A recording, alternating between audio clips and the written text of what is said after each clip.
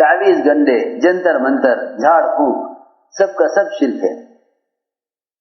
فرمایا دیکھ ہمیں حضور اکرم صلی اللہ علیہ وسلم نے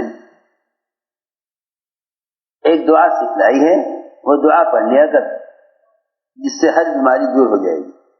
اذهب الباس رب الناس اشفی انت الشافی لا شفاء الا شفاؤک شفاء لا یغادر سقما۔ یہ دعا پڑھ لیا کر کہ اے لوگوں کے رب تو اس بیماری کو دور کر دے، آپ ہی لوگوں کے رب ہیں، شفا آپ ہی کے ہاتھ میں ہے، ایسی شفا عطا فرما دے جو کوئی بیماری باقی نہ چھوڑے۔ یہ دعا پڑھ لیا کر۔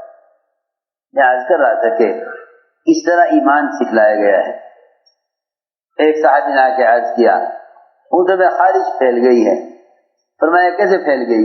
کہ ایک اونٹ کو ہو گئی تھی پھر سب کو ہو گئی۔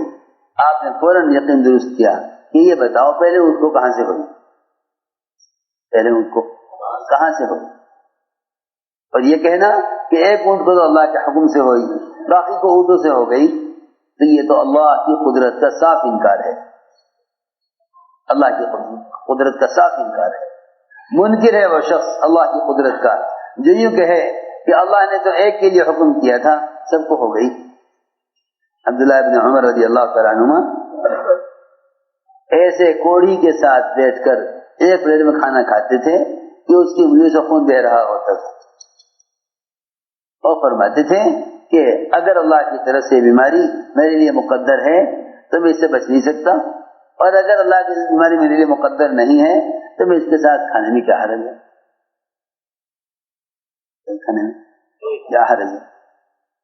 یہ کہتے ہیں بیماری لگ جائے گی، بیمار کے پاس میں جاؤ بیماری لگ جائے گی۔ ارے اگر بیماری لگنی ہوتی تو عیادت کے اتنے فضائل کیوں ہوتے؟ عیادت کے اتنے فضائل کیوں ہوتے کہ تم ایک عام دکھنے کی بیماری میں بھی کسی کی عیادت کے لیے جاؤ گے تو 70,000 فرشتے ساتھ ہوں گے۔ کتنے فرشتے؟ یہ نہیں کہ کوئی آدمی سخت بیماری میں اور مرنے کو ہے تم اس کی عیادت کے لیے جاؤ، بڑی مہلک بیماری میں ہے، نہیں، اگر عام دکھنے آ جائے کسی کی تو اس کے لیے بھی عیادت کے لیے جانا مسنون ہے۔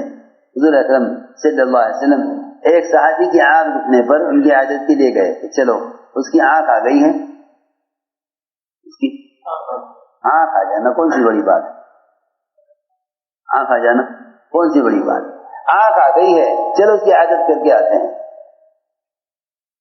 ایک عیادت کرنے والے کے ساتھ 70,000 فرشتے ہوتے ہیں،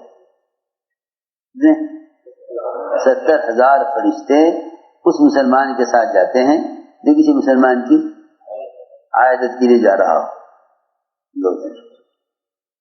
70,000 فرشتوں کے ہوتے ہوئے بھی کیا ہو سکتا ہے کہ کوئی بیماری لگ جائے؟